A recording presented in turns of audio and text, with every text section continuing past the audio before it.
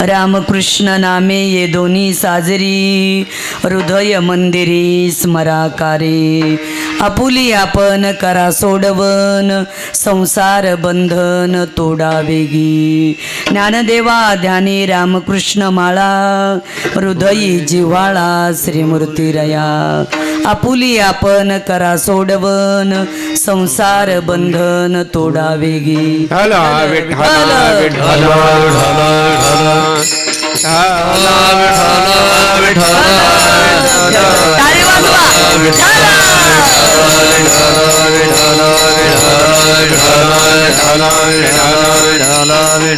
पांडुरंगा करू प्रथम नमन पांडुरंगा करू प्रथम नमन पांडुरंगा करू प्रथम नमन पांडुरंगा करू प्रथम नमन दुसरे चरण तुनाचिया दुसरे चरण संताचिया दुसरे चरण दुसरे चरण संताचिया कृपादाने कथेचा विस्तारो कथेचा विस्तारो कृपादाने कथेचा विस्तारो कथेचा विस्तारो बाबाजी सद्गुरु दास तुका बाबाजी सद्गुरु दास तुका बाबाजी सद्गुरु दास तुका प्रस्तुत प्राप्त प्रसंगी कीर्तन रूपी सेवेकरिता घेतलेला अभंग ज्ञानी यांचे शिरोमणी साधकाचा मायबाप कैवल्य चक्रवर्ती श्री संत सम्राट उभ्या महाराष्ट्रामध्ये वारकरी संप्रदायाचा पाया ज्याने रचला असे श्री संत श्रेष्ठ ज्ञानेश्वर महाराज यांचा 3 चरणाचा नामाचं महत्व सांगणारा अभंग आहे।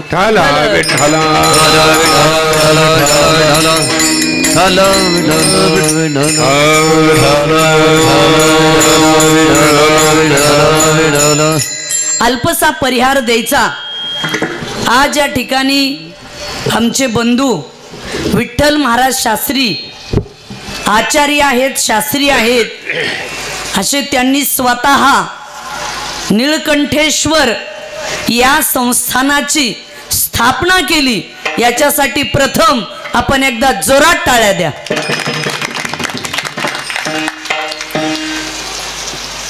पिंपळा टप्पा, रुई, चिंचवण, सोन्ना खोटा ह्या सर्व पंचक्रोशीतील या सर्वांच्या या ठिकाणचं हे नीलकंठेश्वर महान असं देवस्थान संस्थान वेदांत नगर या ठिकाणी आमचे बंधू विठ्ठल महाराजांनी खरंच हे फार मोठं काम केलं। मला असं वाटतं ही एक या ठिकाणी संस्थान स्थापून एक अध्यात्माची मूर्त मेढ या ठिकाणी निश्चितच रोवण्याचं काम केलेलं आहे। आणि दुसरी गोष्ट बाहेर कुठं न करता आपली जन्मभूमी जननी जन्मभूमिश्च स्वर्गादपि गरी असे। जननी म्हणजे आई आणि जन्मभूमी ही स्वर्गापेक्षाही श्रेष्ठ असते। म्हणून महाराजांनी सांगितलं की माझी जन्मभूमी आहे पिंपळा, म्हणून याच जन्मभूमीमध्ये हे संस्थान स्थापन करावं हे फार महत्त्वाचं आहे। त्यांच्या मातोश्री इंद्रावणीबाई, वडिलाचं नाव व्यंकटराव। मला असं वाटतं या माता पित्यांची खऱ्या अर्थाने फार मोठी पुण्याई आहे। म्हणून असं पुत्ररत्न ज्यांच्या पोटी जन्माला आलं की त्यांनी भागवत धर्माची पताका या खेड्यापाड्यामध्ये उभा केली आणि याचा झेंडा महाराष्ट्रभर पसरवलाय। विठ्ठल विठ्ठल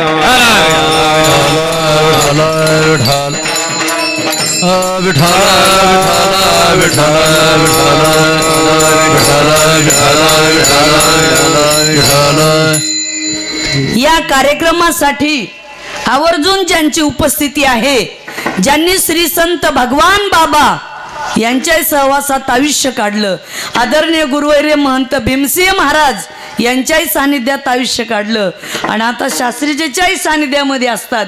3 पिढ्यापासून आहेत बरं का आमचे श्री हरिभक्त परायण पांडुरंग महाराज आंधळे आज त्यांची सुद्धा उपस्थिती या ठिकाणी लाभली. आमच्या पांडुरंग महाराजांनी अनेक जणांना भगवान बाबाच्या काळापासून ते भीमसेन महाराजांच्या काळापर्यंत अनेक लोकांना गादी बसवताना पाहिलं. आता आम्हाला सुद्धा गादी बसवताना गुरुवर्य महंत भीमसेन महाराज यांनी 98ला गादीवर बसवलं, पण त्याच्यामध्ये सिंहाचा वाटा आमच्या आंधळे महाराजांचा आहे. बरं, हे महत्त्वाचं असतं. म्हणून तेव्हा आम्ही सुद्धा महासांगवी संस्थांच्या गादीवर बसलो. आज त्यांची उपस्थिती आहे. माझ्यासोबत आले श्री हरिभक्त परायण विठ्ठल महाराज सांगळे आहेत, उत्कृष्ट गायक आहेत.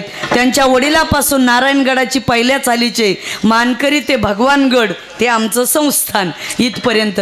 तसेच हरिभक्त परायण या ठिकाणी आमचेच बंधू श्री हरिभक्त परायण माधव महाराज, ज्यांची वारकरी शिक्षण संस्था या परिसरामध्ये महाराजांनी सुद्धा उभी केली आणि त्यांचं सुद्धा कार्य फार चांगलं आहे. मित्रप्रेम म्हणून ते सुद्धा या ठिकाणी उपस्थित झालेले आहेत. तेव्हा माधव महाराजालाही मनापासून धन्यवाद. हे फार मोठं धर्माचं काम करणारी मंडळी आहे, यांच्यासाठी सुद्धा टाळ्या द्या. तसेच आता जे चाल म्हणले ते हरिभक्त परायण कृष्णा महाराज, दत्ता महाराज, ठीक आहे ना, सगळे बाकीचे आंधळे महाराज, आणखी तांदळे महाराज आणि सगळेच गायक मंडळी या ठिकाणी उपस्थित आहेत. उत्कृष्ट असे मृदंग वादक श्री हरिभक्त परायण मृदंगाचार्य म्हणायचे देवकते महाराज, देवकते महाराज वाजवायला तर जरा मोठ्याने बोला ना. तब्येत जरा खराब झाली का? नाही, चांगली. वाजून ते म्हणले काय करा, उन्हाळ्याचे दिवस आहेत, पण वाजवणं महाराजांचं गोड आहे. विनेकरी बाबा या ठिकाणी बसलेली सगळी मंडळी, तुम्ही आता महिला मंडळ आणि यूट्यूब चॅनलवाल्याला सुद्धा धन्यवाद. आपलं चॅनलच्या माध्यमातून कार्यक्रम हा महाराष्ट्र नाही तर देशभर दिसल्याशिवाय राहणार नाही. विठ्ठल विठ्ठल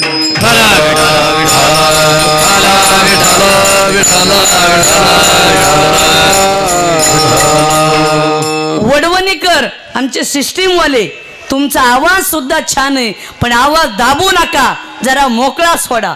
अगोदरच बीड जिल्ह्याचा आवाज मोठ्या प्रमाणात दाबण्याचा प्रयत्न होता, आता शिक मोकळा झालाय. मोकळा करा जरा, मोकळा सोडा. असा हे भजनेचे यांचे त्यांचे जरा आवाज मोकळे करा.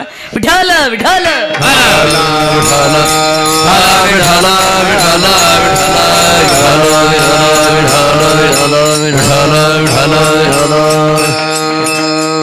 असो. तेव्हा आमच्या विठ्ठल महाराज शास्त्री यांनी फार सुंदर या ठिकाणी कार्य उभा केलं, हे संस्थान निर्माण केलं. एक असतं एखाद्या गादीवर बसणं वेगळं, पण स्वतः संस्थान निर्माण करणं अवघड आहे. पण महाराजांनी हे शून्यातून उभा केलं. पण मी एक सांगेन माधव महाराज, शून्यालाच किंमत आहे. या विठ्ठल महाराज शास्त्रीजीसाठी जोरात टाळ्या वाजवा. बसा महाराज, फार छान काम, बसा ना बसा, फार छान काम महाराजांनी केलं. महाराज आपली चर्चा झाली, ते म्हटले आईसाहेब मी हे शून्यातून उभा केलं. पण महाराज अंक कितीही मोठा असू द्या, पण शून्याशिवाय अंकाला किंमतच नाही. म्हणून शून्य मोठा आहे अंकापेक्षा सुद्धा. जी माणसं शून्यातून मोठी होतात ना, तीच जीवनात मोठी होतात. ज्याच्या पोटाला चिमटा बसतो तीच माणसं कलेक्टर होतात आणि मोठी होतात. हे फार महत्वाचं आहे. ती पोट तिडकीने कामं करत असतात. म्हणून आपण हे संस्थान सर्वसामान्य आणि विशेष म्हणजे आई वडील ऊसतोड कामगार, पण ऊसतोड कामगाराच्या पोटी एक भगवत भक्त जन्माला येणं ही श्री संत भगवान बाबा संत वामन भाऊची पुण्याई आहे. म्हणून असं त्या मायबापाच्या पोटी धर्माचा प्रचार आणि प्रसार करणारं पुत्र रत्न पोटाला आलं. कुळी कन्या पुत्र होती जे सात्विक, तयाचा हरीख वाटे देवा. गुरुनाम गुरु जोग महाराज वारकरी शिक्षण संस्था या ठिकाणी त्यांनी 4 वर्ष काढले. त्याच्यानंतर हरिद्वार ऋषिकेशला 2-4 वर्ष शिकले. शास्त्रीय शिक्षण झालं, आचार्य झालं आणि आता पुढं PhD चालू आहे. विठ्ठल विठ्ठल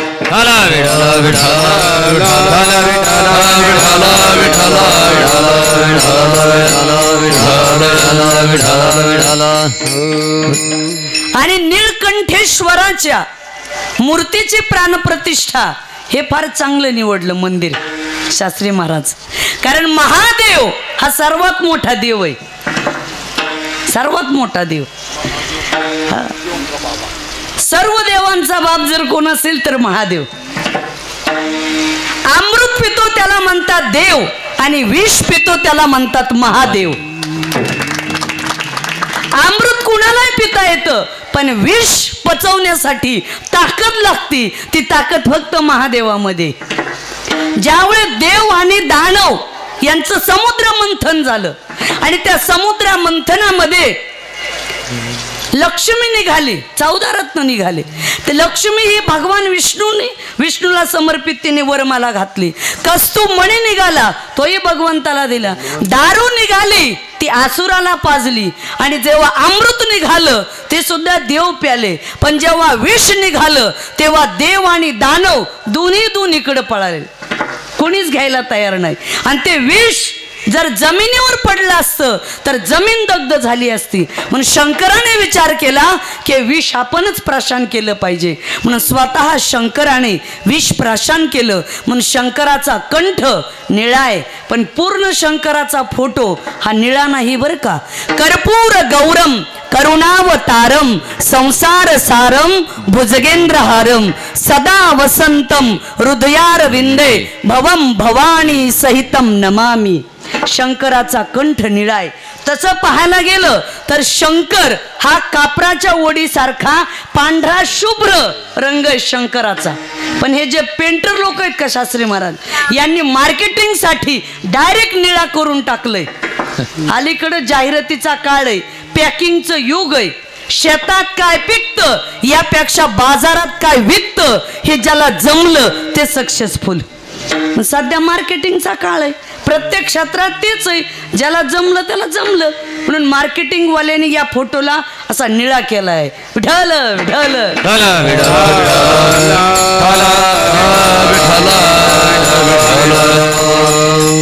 बरोबर आहे कांदळे महाराज. हा ही परिस्थिती आहे. मग शंकर, पण शंकराचं बघा किती मोठं आहे. शंकराचे सुपुत्र गणपती बाप्पा. या गणपतीचं वाहन काय आहे? उंदीर. कार्तिक स्वामी हे शंकराचे दुसरे पुत्र. आता या कार्तिक स्वामीचं वाहन आहे मोर, पार्वतीचं वाहन आहे सिंह किंवा वाघ, आणि शंकराचं वाहन आहे नंदी बैल. शंकराच्या गळ्यात कोण राहतो? सर्प. आता तुम्ही पहा, शंकराचा जो गळ्यामध्ये राहतो सर्प. आता सर्प हे सगळे हाडवैरीत बर का. सर्पाने जर उंदराला पाहिलं तर हे झाल्याशिवाय राहत नाही. कार्तिक स्वामीच्या मोराने जर शंकराच्या गळ्यातल्या नागाला पाहिलं तर ते अवघडच आहे. शंकराच्या नंदीबैलाला जर पार्वतीच्या सिंहाने वाघाने फाडलं, किती मोठा बैल असू द्या, पण वाघ बैलाला टरटर फाडल्याशिवाय राहत नाही. उगे विचार करा, हे एकमेकावर टपलेले हाड वैरी, पण सगळे शंकराच्या एका घरात. आता शंकराच्या गळ्यामध्ये कोण राहतो? नाग म्हणजे सर्प. आणि शंकराला भेटण्यासाठी विष्णू भगवान आले. आता विष्णू भगवान आणि शंकर दोघं जण बसले चर्चा करत. चर्चा सुरू झाली. त्यांचं चहा पाणी, मग त्या काळात चहा नव्हता, पण बसले, बैठक चालू झाली. तेवढ्यामध्ये शंकराच्या गळ्यातला जो सर्प आहे का, त्याने काय केलं, विष्णूचं वाहन गरुड याच्यावर फुसकारा टाकला. फुस. आता तुम्हाला सांगू का, माणसं कुठेही फुसफुस करतात. थोडी साथ आली की फुसफुस, पद आलं की फुसफुस, खुर्ची आली की फुसफुस, थोडा पैसा आला की आपल्यासारखा गावात कोणीच नाही, लगेच फुसफुस. 2-4 भाऊ एकत्रित असले, मनगट नेट असेल, ताकद असेल तर गावाला त्रास देणार. फुसफुस ताकदीच्या जीवावर. खुर्ची गेली, फुसफुस बंद. प्रत्येकाकडे तसलंच आहे. कोणाला ज्ञानाची फुसफुस, कोणाला गायनाची फुसफुस. का एक प्रकारची फुसफुस आहे का? पण तुम्हाला सांगू का, जेव्हा कोरोना आला तेव्हा गरीबापासून श्रीमंतापर्यंत सगळ्याचीच फुसफुस देवाने बंद केली का नाही? देवाने दाखवून दिला, अरे सगळ्यापेक्षा शेवटी मी मोठा आहे. तसा शंकराच्या गळ्यातला सर्प हा गरुडाला फुसफुस करायला लागला. आता गरुड म्हणजे पक्ष्यांचा राजा. गरुड म्हणला बेट्या उगी शंकराच्या गळ्यात आहेस म्हणून गप बसलो, खाली उतर एका मिनिटात खाऊन टाकतो आणि तुझी फुसफुस बंद करतो.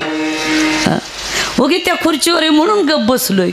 आता मला याच्यातून एक सांगायचंय, शंकराच्या गळ्यामध्ये घरामध्ये इतके हाडवैरी होते तरी शंकराच्या आशीर्वादाने सगळे एकत्रित राहत होते. तसं कोण कोणत्या पक्षात गटात असेल ते ज्याच्या त्याच्या पद्धतीने करा, पण ज्यावेळेस गावाच्या परिसराच्या विकासाचा मुद्दा येतो त्यावेळेस गट तट पक्ष बाजूला ठेवा आणि गावाचा विकास करा. हे खरं राजकारण आहे. एकत्रित या, एकत्रित कसं राहावं हे शंकराच्या कुटुंबाकडून आपल्याला शिकावं लागतं. म्हणून असे शंकर भगवान हे देवामध्ये सर्वात मोठा देव आहे म्हणजे महादेव. पण हे शंकर मोठे जरी असले सगळ्या देवात तरी ते नाम कोणाचं घेतात तर रामाचं. रामकृष्ण भजन करे महादेवा, भजन करे महादेवा, भजन करे महादेवा, भजन करे महादेवा. राम पूजी सदा शिवा, रामा पूजी सदा शिवा, दोन्ही देव एक पायी, तया ऐके तुझे नाही. राम पूजे सदा शिव, राम पूजे सदा शिव, दोन्ही देव एक पायी, तया ऐके तुझे नाही.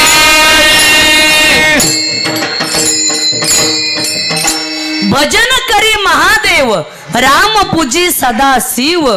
बघा दोन्ही देव एक पाही म्हणजे शंकर भगवान हे मोठे दैवत जरी असले तरी शंकर रामाचं भजन करतात आणि राम शंकराचं पूजन करतात. हे दोघं देव एकच आहेत. म्हणून सदा शिव सर्वात मोठे दैवत आहे म्हणून ते सुद्धा रामाचं भजन करतात. म्हणून या जगामध्ये सर्वात श्रेष्ठ जर काय असेल तर राम शब्द आहे. राम वारकरी संप्रदायाचा मूळ मंत्र सुद्धा रामकृष्ण आहे. रामकृष्ण रामकृष्ण हरी विठ्ठल केशवा, मंत्र हा जपावा सर्व काळ. या विना आणि कास्ता पैसा धन वाहतसे आन विठोबाची. तुकोबाराय म्हणतात एखाद्याला एखादी गोष्ट सांगून पटत नसेल तर त्यावेळेस सांगतात माणसं शपथ खाऊन सांगतो. कोणी बायकोची शपथ खातं, कोणी कशाची खातं ते वेगळं, पण आमचे तुकोबाराय म्हणले विठ्ठलाची शपथ खाऊन सांगतो. रामापेक्षा या जगामध्ये दुसरा मंत्र श्रेष्ठ नाही. म्हणून राम सगळ्यात मोठा शब्द राम आहे. राम हा शब्द राष्ट्रीय एकात्मता साधण्याचा शब्द म्हणजे राम. हिंदू धर्माची आन बान शान आणि श्वास हा राम आहे. भारतीय संस्कृतीमध्ये पूर्वी लोक एकमेकाला भेटली तरी म्हणायची राम राम पाटील, राम राम. शब्दात संस्कृती. म्हणजे या जगामध्ये राम नाम हे सर्वात श्रेष्ठ आहे. मला असं वाटतं हिंदू धर्माचा सर्वात मोठा विजय जर कोणता झाला असेल तर गेल्या 22 जानेवारीला अयोध्येमध्ये राम मंदिर उभा राहिलं आणि रामाच्या मूर्तीची प्राणप्रतिष्ठा झाली. हा सर्वात मोठा विजय सुवर्ण अक्षराने लिहावा असा तो दिवस होता. रामाने 14 वर्षाचा वनवास काढला पण राम मंदिर अयोध्येमध्ये व्हायला 500 वर्ष गेली. 500 वर्ष. पण एक सांगू का, 500 वर्षानंतर तरी कोणी का होईना परमेश्वराने एक महान व्यक्तिमत्व जन्माला घातलं. देशाचे प्रधानमंत्री नरेंद्रभाई मोदी आणि त्यांनी हे क्रांतिकारी कार्य निश्चितच केलं, हे फार महत्वाचं आहे. राम मंदिरासाठी अनेकाचं रक्त वाहिलं. राम मंदिर असं तसं नाही उभं राहिलं. हा, त्या शरयू नदीच्या तीरावर अनेकाचं रक्त वाहिलं. तुम मुझे खून दो मैं तुम्हें आझादी दूंगा. सुभाषचंद्रजी बोस जेव्हा अनेकांनी रक्त दिलं तेव्हा या देशाला आझादी मिळाली, स्वातंत्र्य मिळालं. तसं राम मंदिर आणि अयोध्येचं स्वातंत्र्य मिळण्यासाठी सुद्धा अनेकाने बलिदान दिलं, अनेकाचं रक्त सांडलं. तेव्हा हे रक्त व्यवस्थित उभा राहिलं. विठ्ठल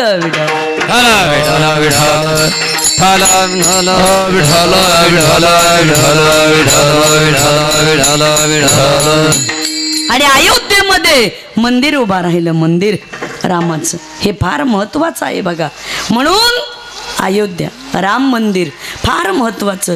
झाले राम राज्य काय उणे आम्हासी, धरणी धरे पिके गाई वळल्या मसी. राम राज्य आलं, एवढं मोठं महत्वाचं. म्हणून राम नामामध्ये फार मोठी ताकद आहे.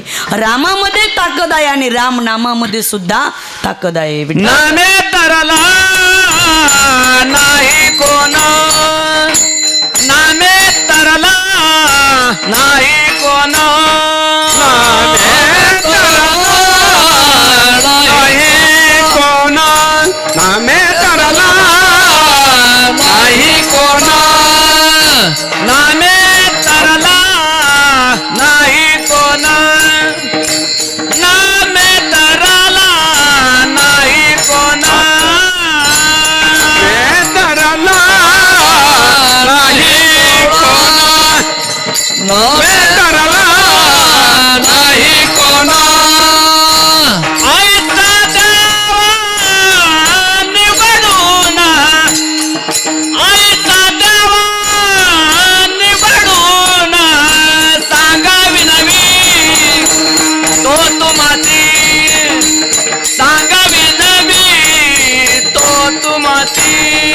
ऐसा कोण निवडिला, ऐसा कोण निवडिला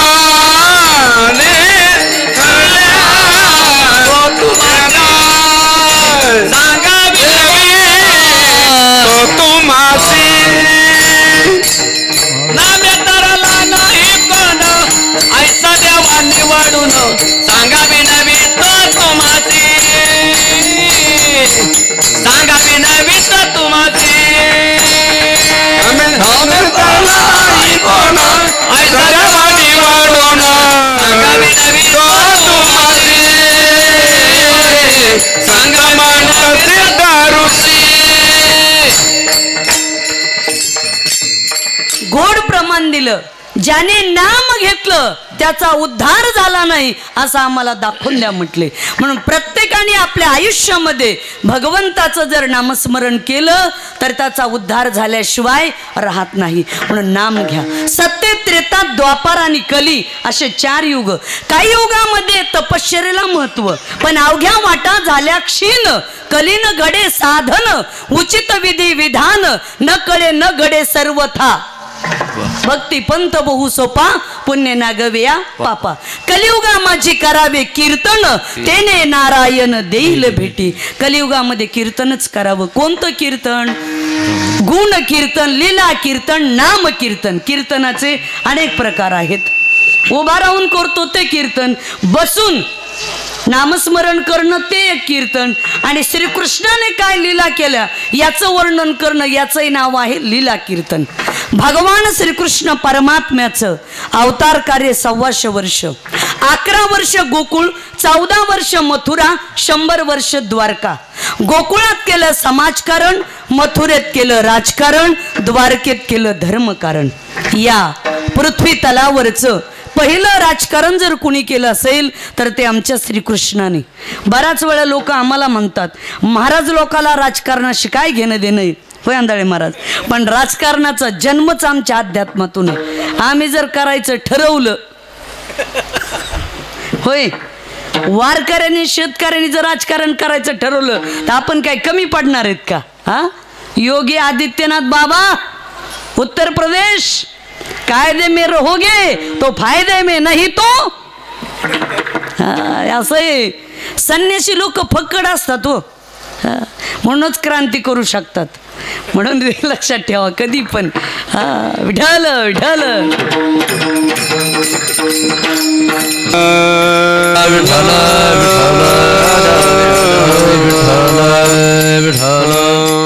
तसं भगवान श्रीकृष्ण परमात्म्याने या पृथ्वी तलावरचं पहिलं राजकारण देवाने केलंय.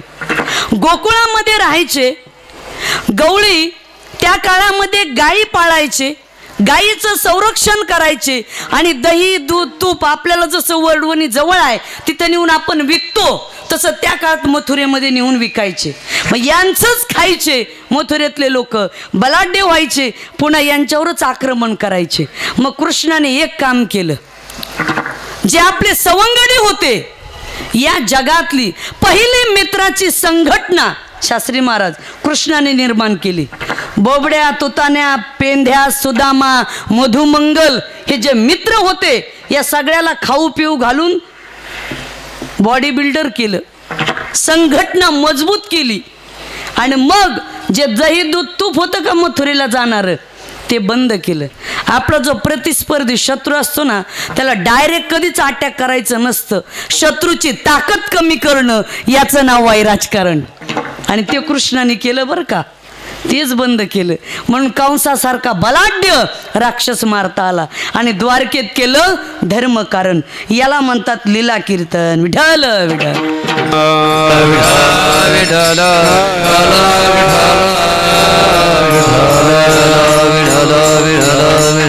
असे कीर्तनाचे अनेक प्रकार आहेत. सततम कीर्तयन्तो माम यतन्तश्च दृढव्रताः नमस्यन्तश्च माम भक्त्या नित्ययुक्ता उपासते. अहोरात्र नाचू कीर्तनाचे रंगी, ज्ञान दीप लावू जगी. कीर्तनाच्या माध्यमातून सुद्धा ज्ञानाचे दीप लावण्याचं काम संत भगवान बाबा संत वामन भाऊ महाराजांनी केलं. श्री संत नगद नारायण महाराज श्री क्षेत्र नारायणगड इकरांनी केलं, बंकट स्वामी महाराजांनी केलं, गुरुवर्य भीमसिंह महाराजांनी केलं, गोरक्षनाथ टेकडीवरचे किसनगिरी बाबा यांनी केलं. अनेक संत महात्मे या मराठवाड्याच्या मातीमध्ये होऊन गेलेत. त्यांनी आपल्याला खऱ्या अर्थाने मानवी जीवनाची ओळख करून दिली. म्हणून असे सप्ते होतात आणि संस्थान उभे राहतात. ही त्यांची पुण्याई आहे. विठ्ठल विठ्ठल विठ्ठल विठ्ठल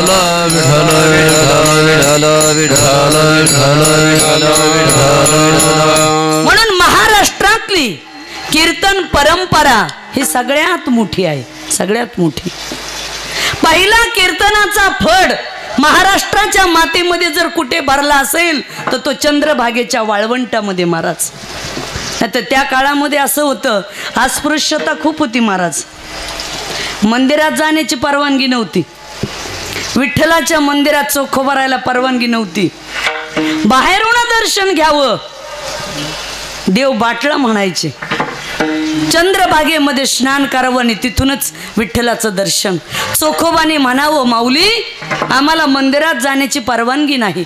ज्ञानोबारायाने म्हणावं चोखोबा स्वधर्मो नसंडी स्वजातीचा.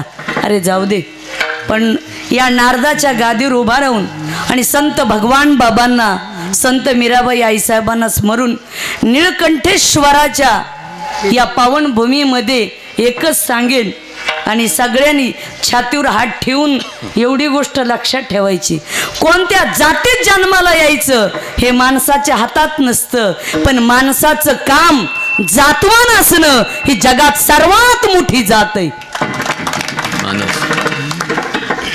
जी कामाने जातवान आहेत ना तीच माणसं आयुष्यात मोठी होतात, कोणी जीवनात मोठं होत नाही. बरं हे लक्षात ठेवा. ही काळ्या दगडावरची पांढरी रेग आहे. मग चोखोबा आहे. ज्या डॉक्टर बाबासाहेब आंबेडकरांनी आमच्या देशाचं संविधान लिहिलं त्यांना सुद्धा अस्पृश्यता होती, म्हणून त्यांनी या हिंदू धर्मामध्ये मला राहायचंच नाही म्हणून बौद्ध धर्म स्वीकारला आणि त्याच्यात ते गेले. आज ज्यांच्याशिवाय हे संविधान बदलता येत नाही, त्यांच्यावर देश चालतो, त्यांची सुद्धा ही परिस्थिती. मग अनेक साधू संत होते महाराज, अनेक साधू संत. फार अवघड होतं त्या काळात. आता आजही आरक्षणाचे मुद्दे आहेत, बरोबर आहे, तुम्हालाही आपल्यालाही आरक्षण मिळालंच पाहिजे, त्याबद्दल दुमतच नाही. प्रत्येक समाजाने ज्या त्या पद्धतीने लढा देणं ही लोकशाही आहे भारत देशामध्ये. लढणं हे ज्याचं त्याचं निश्चितच कर्तव्य आहे, त्याबद्दल दुमतच नाही. त्या 700-750 वर्षापूर्वी सुद्धा शास्त्री महाराज हेच होतं. तुम्हा आम्हाला कोणालाच आरक्षण नव्हतं. आमुची माळियाची जात, शेत लावू बागाईत, आम्ही वारीक वारीक हजामत करू बारीक. शेणा नावी 18 पगड जाती जमातीचे संत, कोणाला मंदिरात प्रवेश आहे कोणाला नाही. त्यावेळी ज्ञानेश्वर महाराज म्हणले जाऊ द्या हो, त्यांचं मंदिर त्यांना लाभ, आपण चंद्रभागेच्या वाळवंटात फड भरू. चंद्रभागेचं वाळवंट तर कोणाच्या मालकीचं नाही ना. म्हणून या महाराष्ट्राच्या मातीमध्ये वारकरी संप्रदायाचा पहिला फड, पहिलं कीर्तन हे चंद्रभागेच्या वाळवंटात उभा केलं. म्हणून आमच्या सारख्याला इथं कीर्तन करता आलं. आणि ज्ञानेश्वर महाराज हे पहिले संत आहेत की 18 पगड जाती जमातीला वारकरी संप्रदायामध्ये आरक्षण दिलं. असे क्रांतिकारी संत माऊली होते. विठ्ठल विठ्ठल विठ्ठल विठ्ठल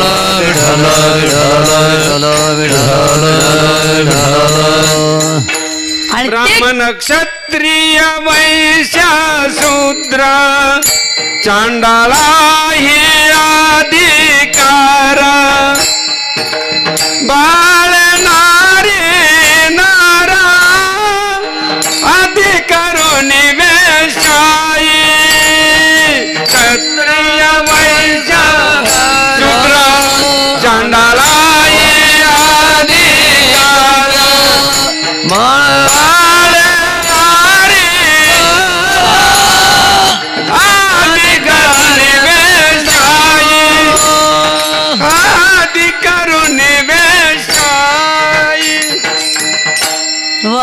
सांगडे महाराजांनी गोड प्रमाण दिलं. ब्राह्मण क्षत्रिय वैश्य शूद्र आदी करून चांडाळा ही अधिकार. वेश्येला चांडाळाला काय सांगावं बघा, हे माऊलीचा विषय किती मोठा आहे. म्हणून माऊली विश्वाची माऊली झाली. सगळ्याला आरक्षण दिलं हो माऊलीनी, सगळ्याला आरक्षण. ब्राह्मण क्षत्रिय वैश्य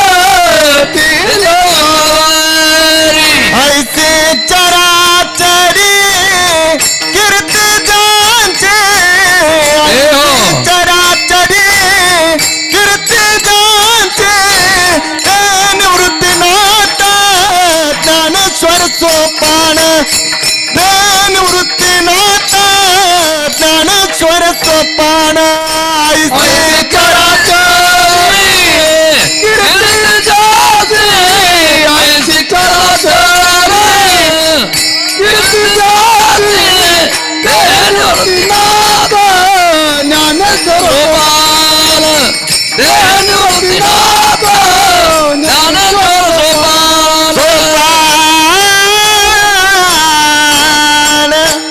महाराजांनी सुद्धा गोड प्रमाण दिलं. उभारीला हात उभारीला ध्वज तिही लोकावरी. बघा, 3 लोकावर तिही लोकावर ध्वज उभारणारे ते निवृत्ती ज्ञानदेव सोपान काका आणि मुक्ताई आमचे 4 भावंड. खरंच यांनी जी क्रांती केली ना, हे महाराष्ट्राच्या मातीमध्ये महान क्रांती केली ज्ञानोबरायांनी, महान क्रांती. म्हणून तुम्हा आम्हाला सगळ्या सर्वांनाच अध्यात्म करण्याचा अधिकार परमार्थ थोर याती भलते नारे नर, यारे यारे लहान थोर याती भलते नारे नर, करावा विचारा न लगे लागे चिंता कवनाची करावा विचारा न लगे चिंता कवनाची चिंता कवनाची करावा विचारा न लगे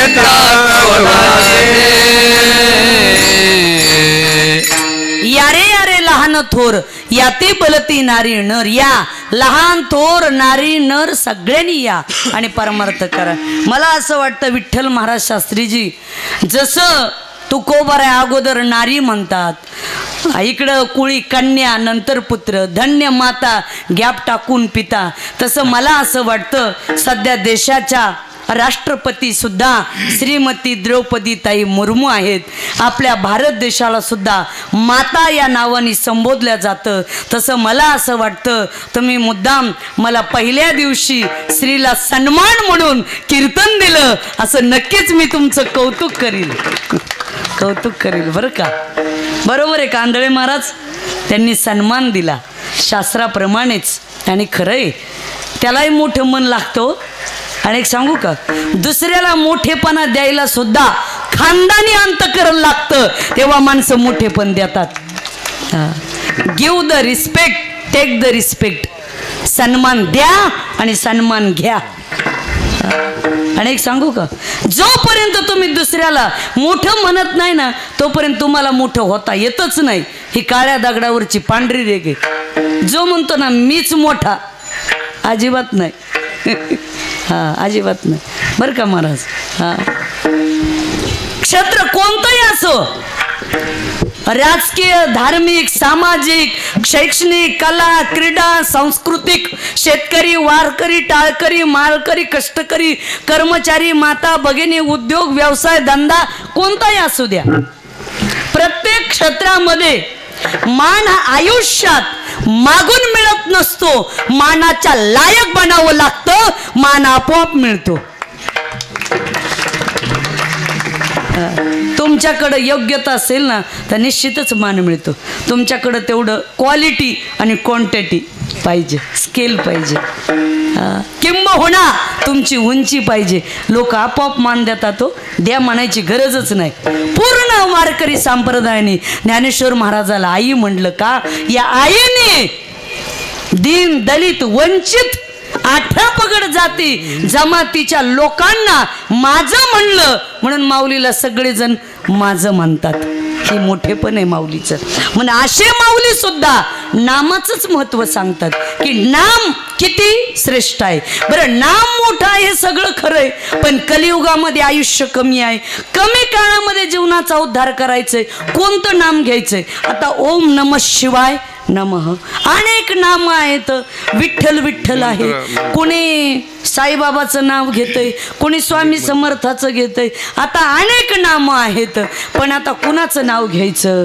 तर माऊली एकच म्हणले, जगामध्ये हे नाम घ्या म्हणजे उद्धार लवकर होईल. रामकृष्ण नामे हे दोन्ही साजीर, रामकृष्ण नामे हे दोन्ही साजीर, रामकृष्ण नामे हे दोन्ही साजीर, रामकृष्ण हे दोन्ही साजीर, रामकृष्ण नामे हे दोन्ही साजीर, रामकृष्ण नामे हे दोन्ही साजीर, रामकृष्ण नामे हे दोन्ही साजीर, रामकृष्ण नामे हे दोन्ही साजीर.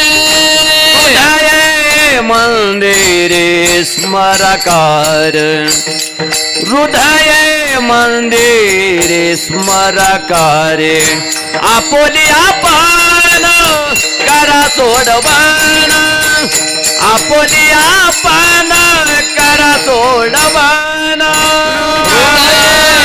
मंदिरे स्मरकार, दया मंदिरे स्मरकार, आपुली आपण करा सोडवण, आपुली करा सोडवण. रामकृष्ण नामे दोन्ही साजीर, हृदये मंदिरे स्मरकार,